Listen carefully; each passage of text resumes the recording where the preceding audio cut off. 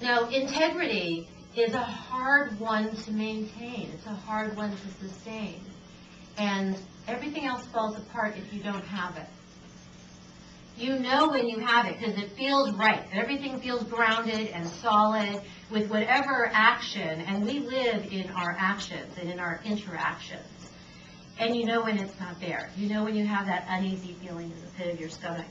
So the story I want to tell you about how I learned about acting with integrity for social change, fast forwards from 1984 to 1988, when I had then graduated from college and found myself living in Tel Aviv.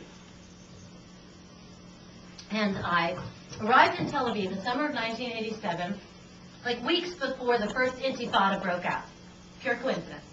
And I arrive, and there's unrest. And within about a year, I find myself walking into the Israeli Labor Party, Marach, and talking myself into a consulting position to survey, to create and conduct a survey analyzing first-time voters in the Israeli electorate's opinions about the Intifada and other issues in anticipation of the 1988 national elections. Now, this was particularly important time because for the first time, 25% of the voting population was under the age of 25. And they hadn't been surveyed. We didn't know what they wanted and what the pulse was. Well, this got a lot of buzz, and the impressive Israeli officers I was working with got a lot of attention. And one evening, Shimon Peres, who was the, at that point, former prime minister and head of the Labor Party, he's now the president of Israel, came to headquarters to hear what was happening with this project, learning about first-time voters.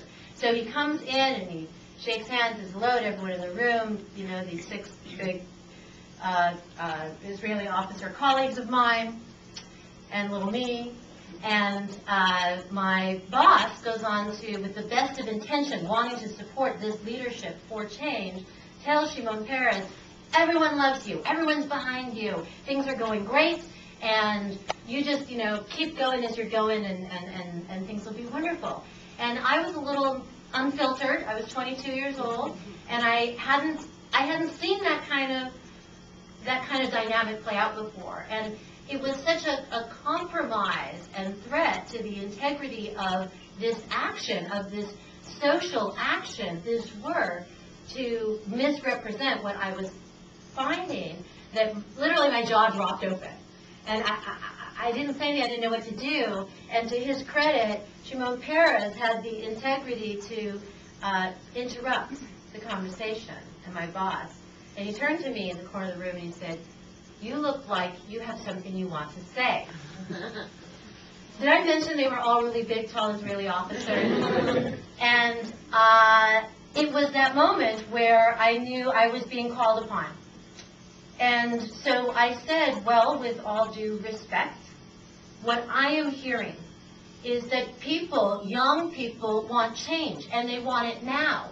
And they are looking to their leadership to take bold, decisive steps that will change the status quo, because they are on the front line. And they see that this is untenable. And they see that we need to move, and we need to move now. And he appreciated my candor so much that, of course, my boss immediately stood behind me and said, absolutely, what she said is right.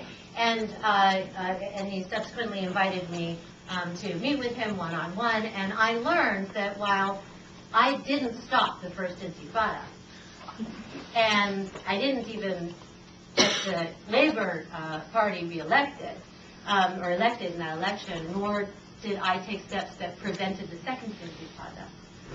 I did learn that I had a voice, and when called upon to speak with integrity, I had the imperative to do so.